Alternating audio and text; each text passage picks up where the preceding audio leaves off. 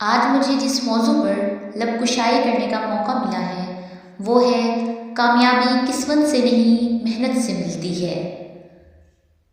نہ کرو بحث ہار جاؤ گے، نہ کرو بحث ہار جاؤ گے، حسن اتنی بڑی دلیل نہیں۔ صدر علی وقار۔ کاہل، نکمے، بیکار، سست اور نااہل لوگوں کا خود احتسابی کے بجائے ناکامی کا ذمہ دار تقدیر، نصیب، مقدر اور قسمت کو ٹھہرانا ہے۔ ریت اس نگر کی ہے اور جانے کب سے ہے۔ ریت اس نگر کی ہے اور جانے کب سے ہے۔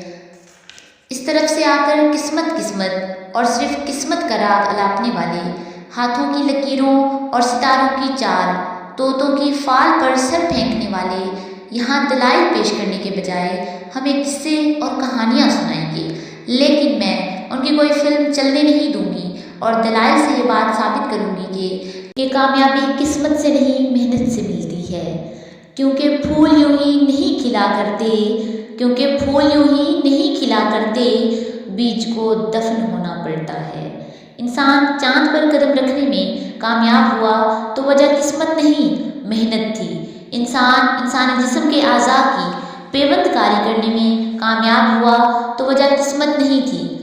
اور جب 14 اگست 1947 کو پاکستان دنیا کے نقشے پر ابھرا تو اس کی کامیابی کی وجہ کوئی تقدیر، نصیب، مقدر نہیں بلکہ تحریک پاکستان میں شامل لوگوں کی محنت اور صرف محنت تھی۔ ابس ہے شکوائے تقدیر یزداں، ابس ہے شکوائے تقدیر یزداں، تو خود تقدیر یزداں کیوں نہیں۔